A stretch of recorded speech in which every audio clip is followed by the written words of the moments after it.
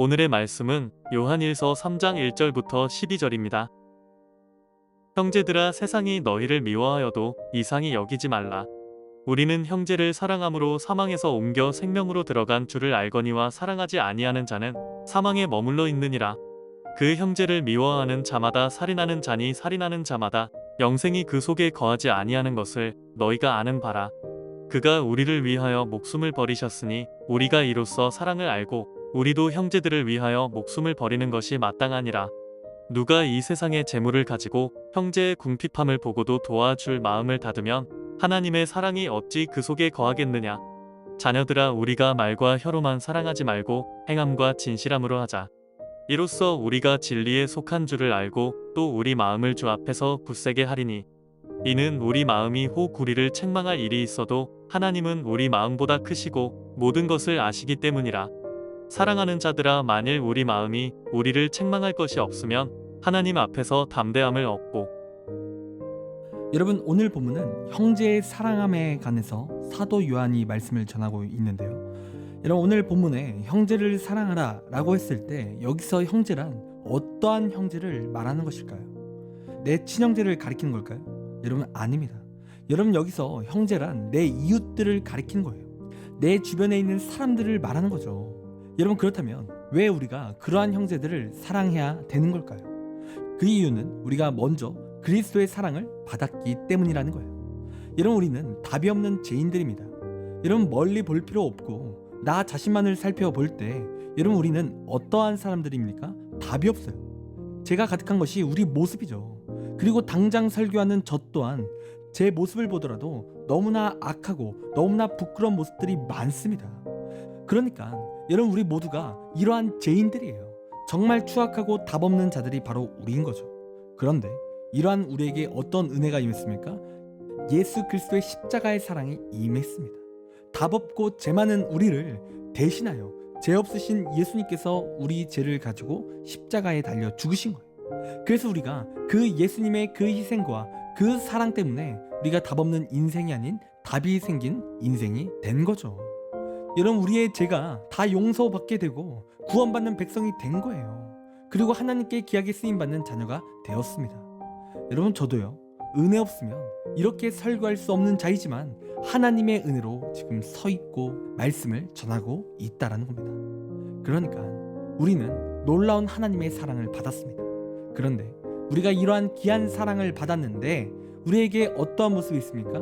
내 이웃을 사랑하는 것이 아니라 정죄하는 모습이 가득하다라는 거예요. 여러분, 사람의 제약된 특징 중에 하나가 다른 사람을 쉽게 평가한다라는 거예요. 사람은요, 사람을 만날 때 평가합니다. 저 사람은 저래서 안 되고 저 사람은 저게 약점이야, 이렇게 말하면서 사람을 내 마음속에서 평가하는 거예요. 그리고 자신의 생각과 맞지 않으면 그 사람과 편을 갈라 서는 겁니다. 이런 우리나라를 봐도요, 사람들이 정치 때문에 편이 갈라지고 또 지역 감정이 생기고 그러는 거죠.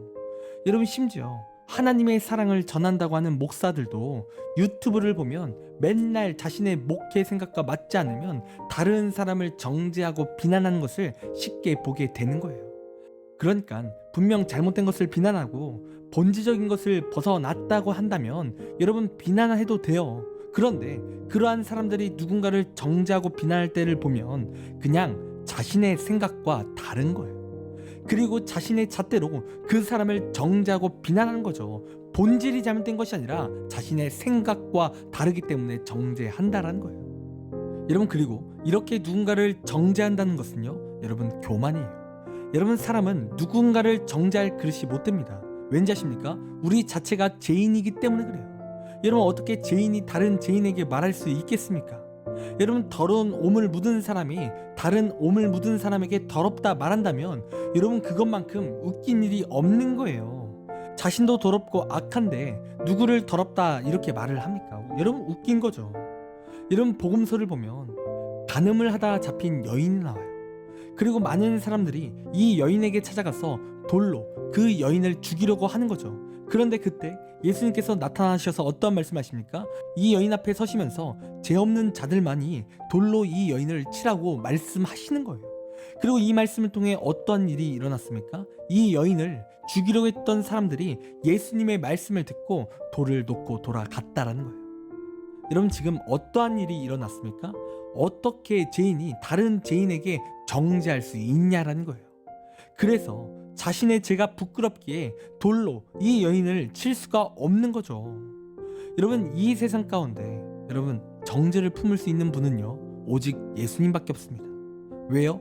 그분은 죄가 없으신 분이기 때문에 그래요. 그런데 죄 없으신 그 예수님께서 우리에게 어떻게 하신다고요? 여러분, 요한복음 8장 말씀을 보면 예수님께서는 우리를 정죄치 않으신다라고 말씀하셨다라는 거예요. 그러니까 우리를 유일하게 정죄할 수 있는 예수님도 우리를 정죄하시지 않는다라는 거죠. 여러분, 우리는 분명 정죄 당할 죄가 많아요. 분명 예수님께서 너 왜 그렇게 음란해?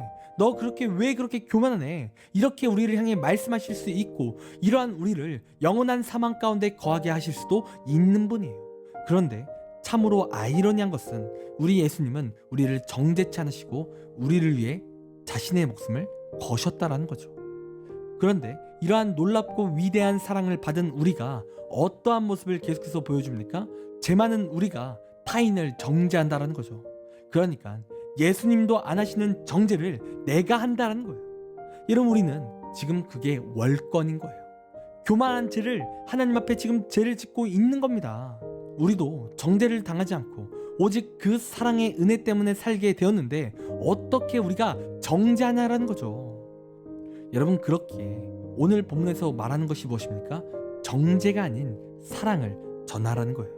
내가 받은 사랑을 내 이웃들에게 주라는 거죠. 여러분, 그 사랑은요 용서일 수도 있고 그 사랑은 섬김일 수도 있어요. 또 가장 중요한 복음일 수도 있다라는 거죠. 여러분, 우리 주님께서 죄 많은 우리를 용서하셨습니다. 그리고 전지전능하신 하나님께서 이 땅에 오실 때 우리를 섬기시기 위해 오셨어요. 그리고 이러한 말씀을 복음이라고 하는 거죠. 여러분, 그렇기에 이러한 복음과 사랑을 받은 내가 형제들, 즉 내 이웃들에게 이러한 사랑을 전해야 될 줄 믿습니다. 여러분, 정죄하며 편을 가르는 것이 아닌 주님의 사랑을 전해야 되는 거예요. 여러분, 이 시간 여러분의 삶 가운데 누구를 정죄했습니까? 또 왜 정죄하셨습니까? 이 시간 정죄를 하셨다면 이 시간 회개하길 간절히 원합니다. 또한 이 시간 다시 한번 하나님의 은혜로 회복하여 정죄가 아닌 하나님의 사랑을 전하며 하나님의 사랑 가운데 나아가는 우리의 귀한 삶이 되기를 간절히 소원합니다. 기도하겠습니다. 하나님, 내 삶이 내 이웃을 정죄했습니까? 내 이웃을 판단했습니까? 하나님, 악한 나를 용서하여 주시옵소서. 그리고 다시 한번 하나님의 사랑에 힘입어 내가 하나님의 사랑을 품게 하시고 하나님의 사랑 가운데 이웃을 대할 수 있도록 인도하여 주시옵소서. 그리하여 내 삶이 풍성한 하나님의 사랑과 은혜 속에 살아갈 수 있도록 함께하여 주시옵소서. 감사합니다. 사랑이 많으신 예수님의 이름으로 기도드립니다. 아멘. 이 시간 우리 함께 1분 동안 말씀을 생각하며 함께 기도하기 원합니다. 기도하겠습니다.